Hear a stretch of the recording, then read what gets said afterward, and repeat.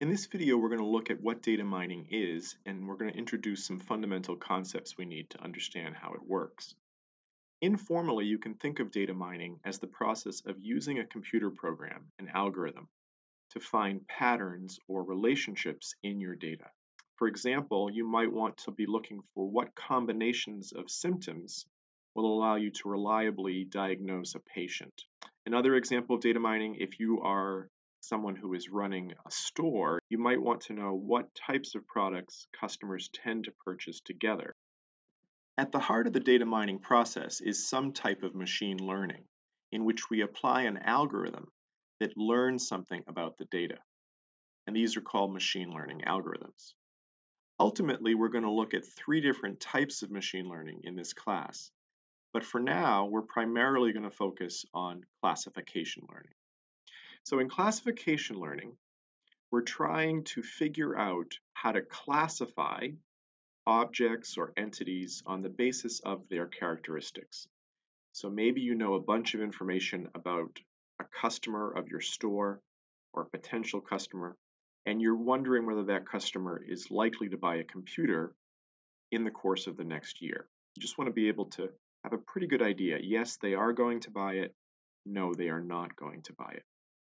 And so what you need to do in order to perform classification learning is you need to have what is called training data, a set of training examples where each example is a single customer in this case, and we have a bunch of information about the customer. We have the customer's ID, the gender, the age, whether the customer is a student, what the customer's credit rating is, good, fair, excellent.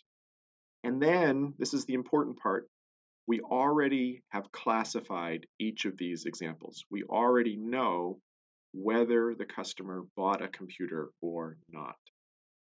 And the idea then is that the algorithm is going to take this training data and produce a model of some type that we can then use to classify new examples, to predict, in this case, whether a new customer will buy a computer in the next year. One possible model you could learn from these training examples, and by the way, I've only shown you 5 customers. You want as much training data as you possibly can get. But one possible model that might be produced is what is known as a decision tree.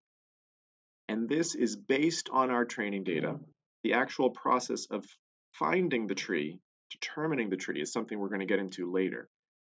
But once we have learned the model from the training data, we're then able to use it to classify new examples. So here I have 2 new customers. I know the same information about them as before, except I do not yet have a classification for them. I don't know whether they're going to buy a computer, and that's what I want to be able to predict.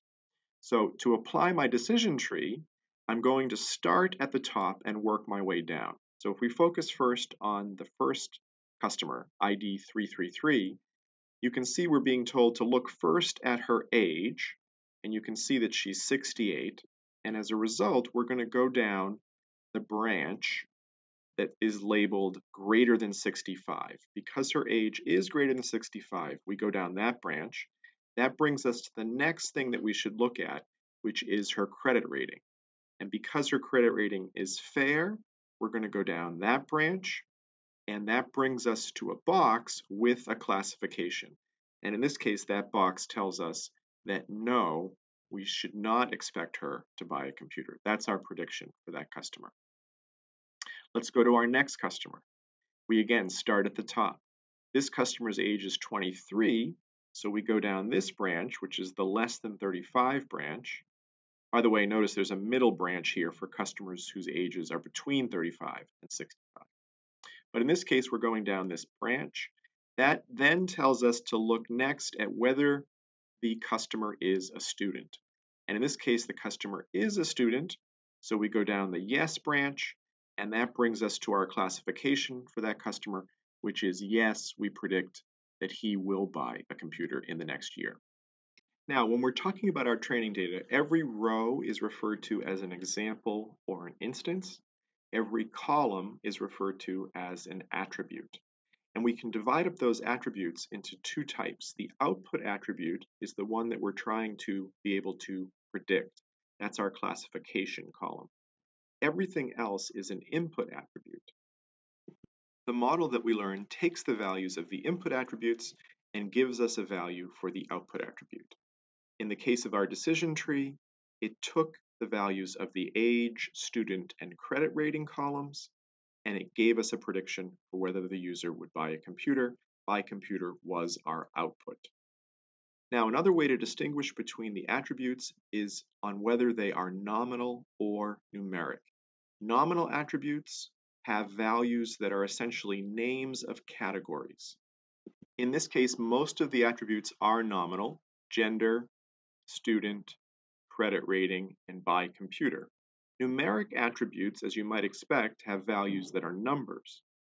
But what's especially important here is it has to make sense to compare those numbers using greater than and less than.